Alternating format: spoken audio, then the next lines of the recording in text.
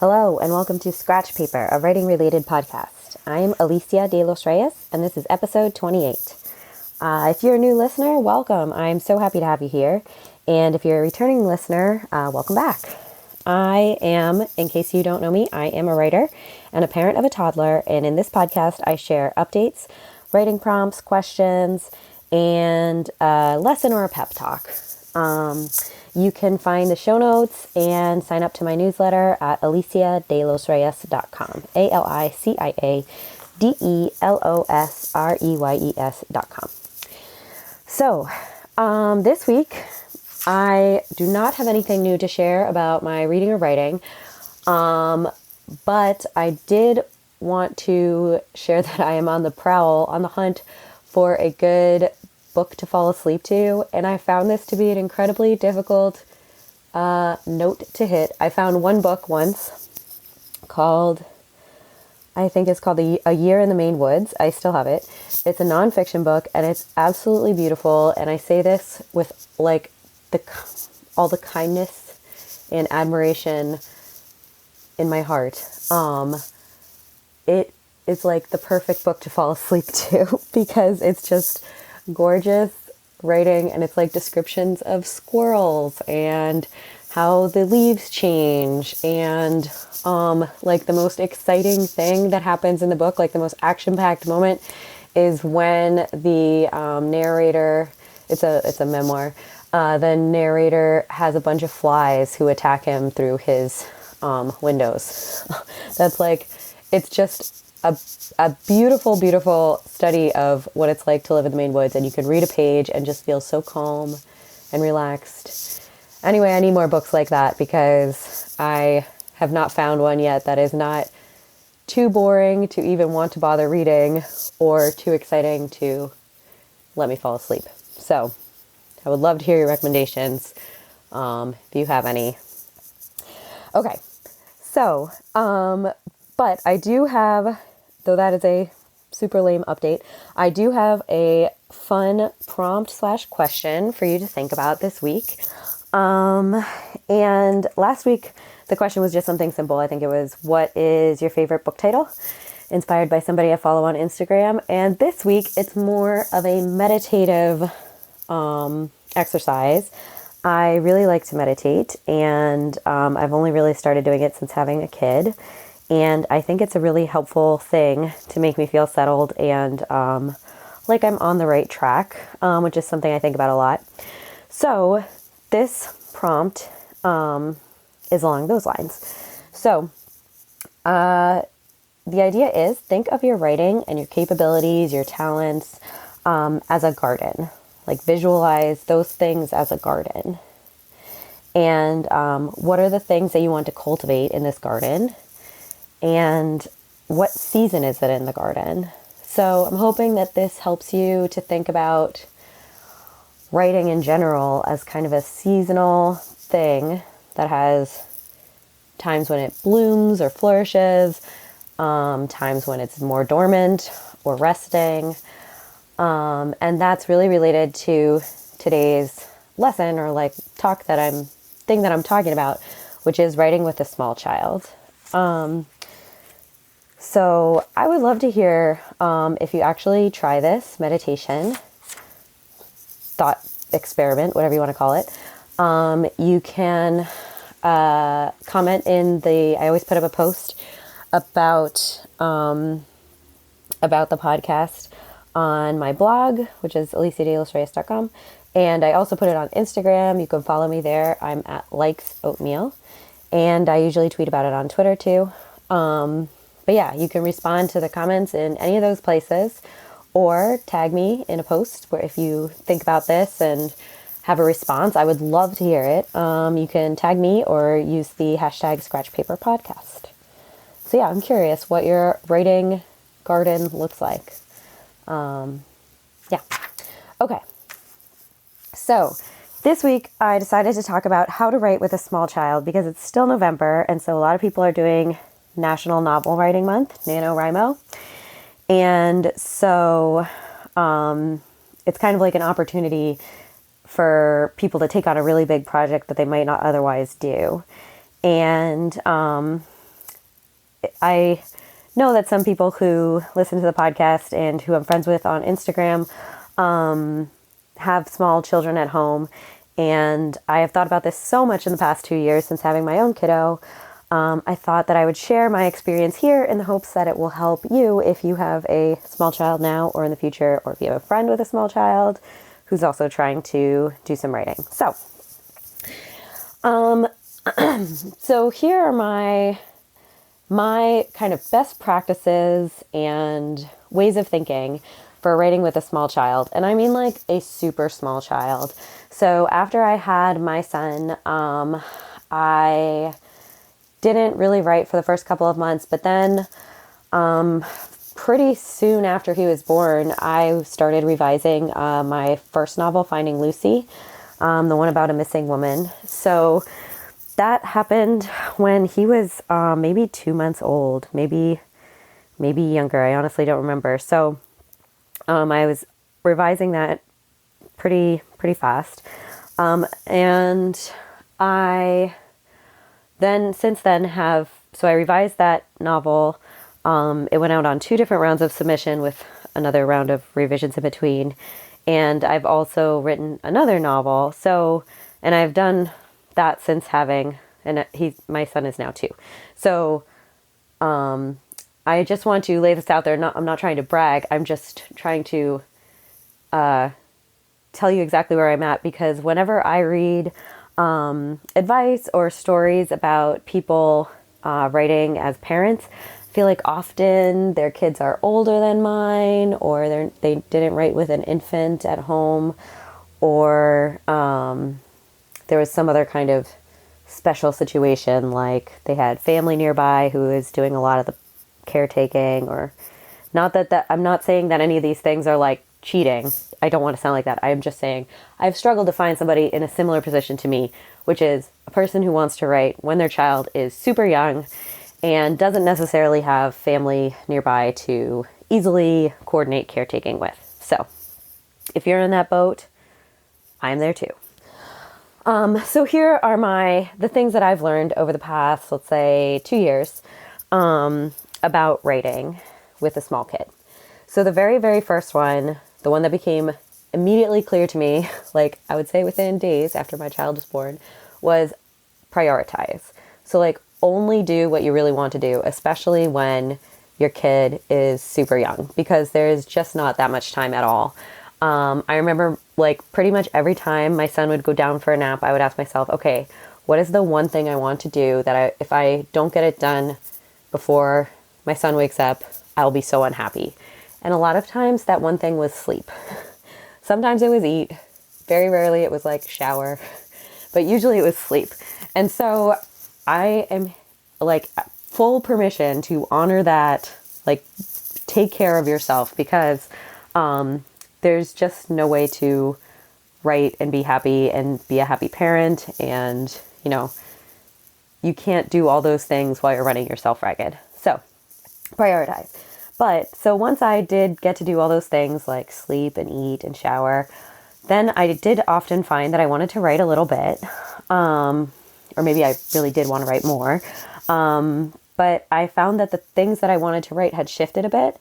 So before I had a kid, I kind of balanced my work between nonfiction articles and essays, which I pitched fairly regularly to a bunch of different publications, and then also my novel, and which was Finding Lucy at the time.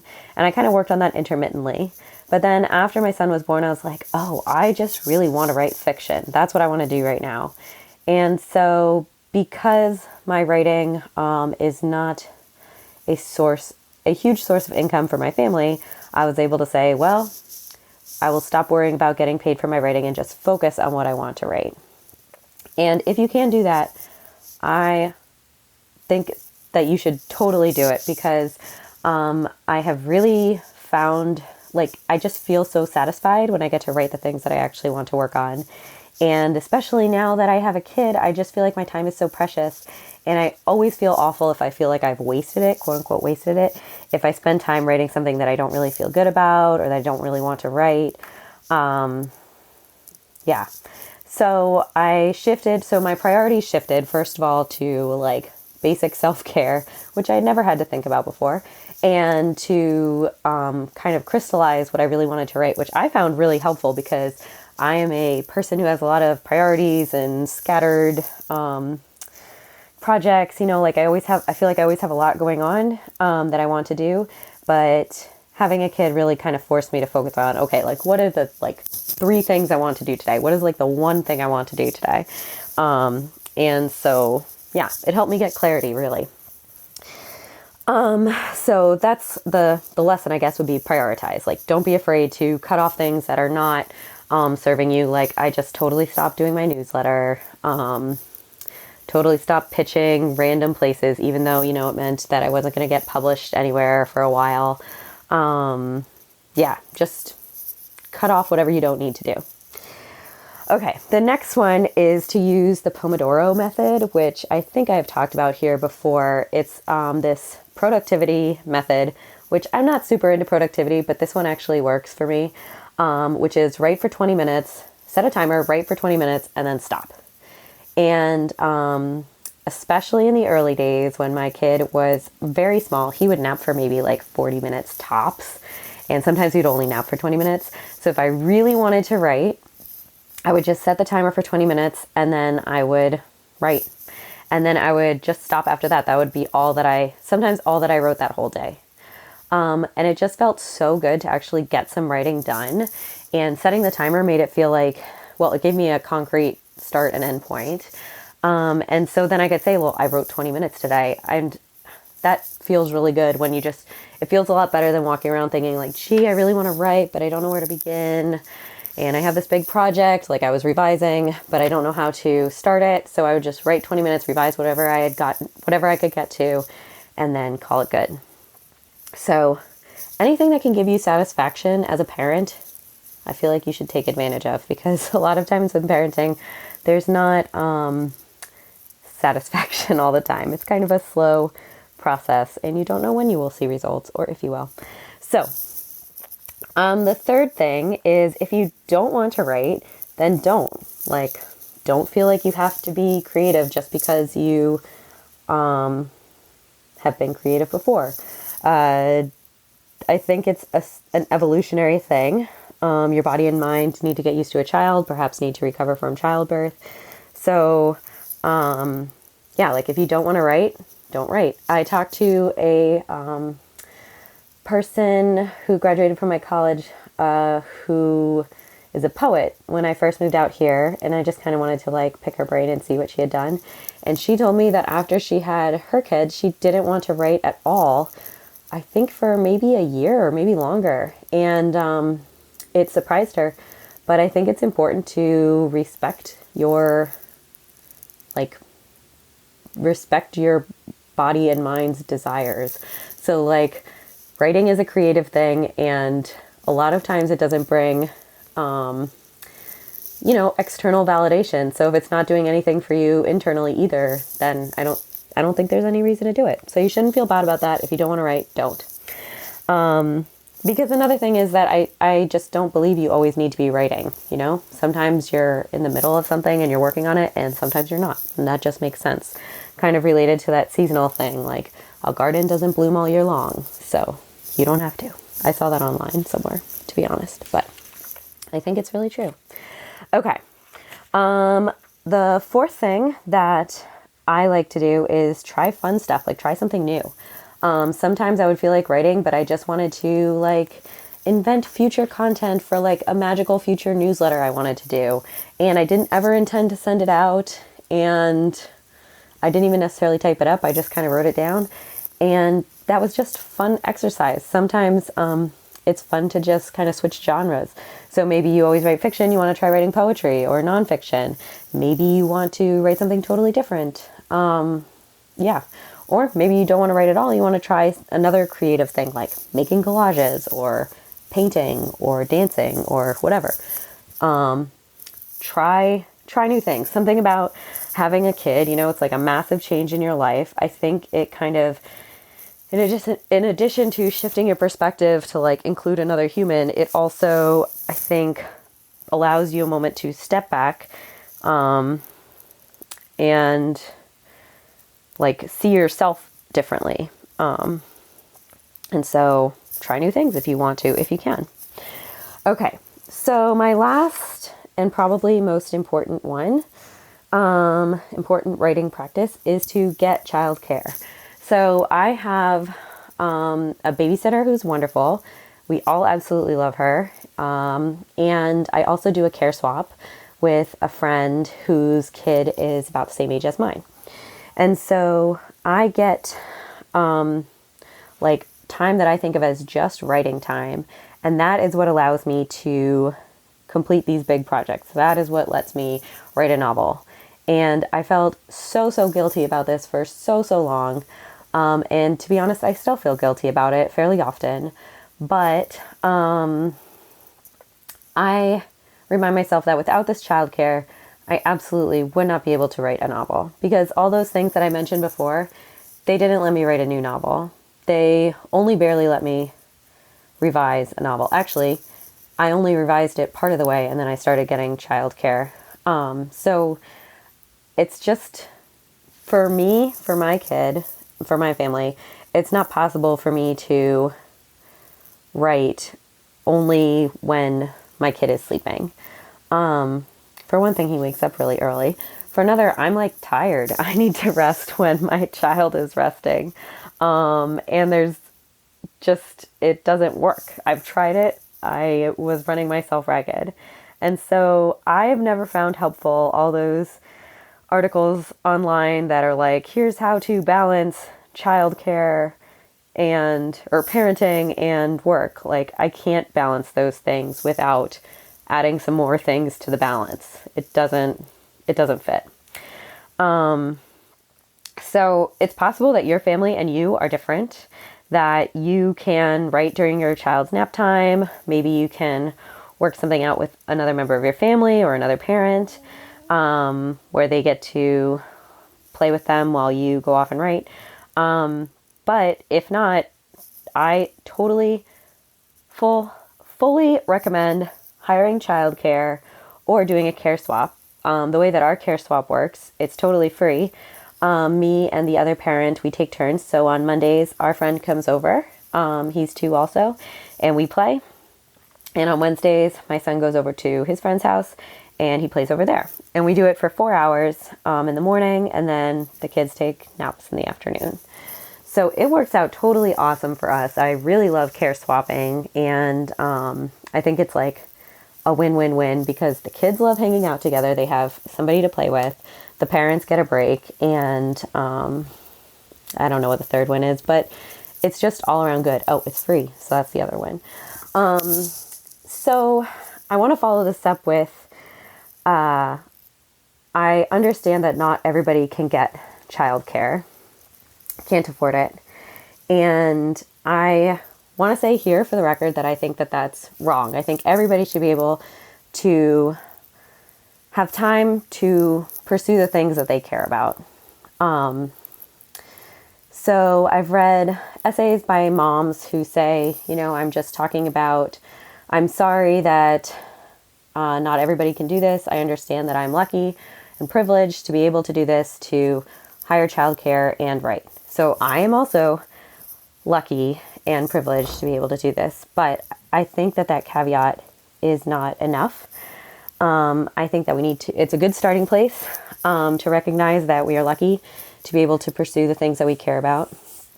But I think it's also important to work so that other people can pursue the things that they care about.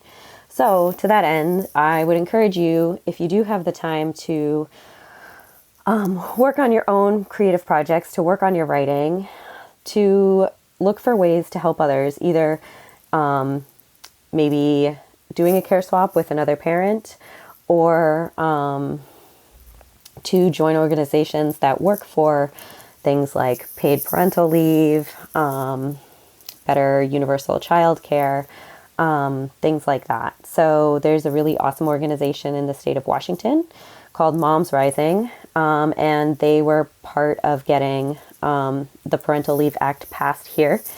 And there's another organization more local to where I live in Seattle called the Mothers for Police Accountability, which I am a member of. And I think that those are two great causes. So working together with other moms the Moms Rising one is for kind of like across the board things that moms care about, education, gun control, things like that. And Mothers for Police Accountability, I think, speaks for itself. But those are two organizations that I admire and support. And I think that if you are feeling guilty about having the good luck to do the things that you want to, then this is a great way to channel that and kind of move beyond this feeling like, oh, I feel like this is unfair, because it is. Things are not distributed equally. And look for ways to get involved to help other moms, other parents, be able to do these things also. Anyway, I feel like I've repeated myself a lot in this past little talk. And I don't want to get too political on this podcast, because I really think that it's important for a lot of people to be able to pursue their writing. But I just wanted to get it out there, because when you're talking about parenting and writing, I think you can't really ignore privilege. Okay. So I would love to hear your thoughts on this and anything else I mentioned in the podcast. You can find the show notes on aliciadelosreyes.com/podcast28. And you can follow me on Instagram or Twitter. I'm Likes Oatmeal in both places. And thanks so much for listening. I hope you have a great week.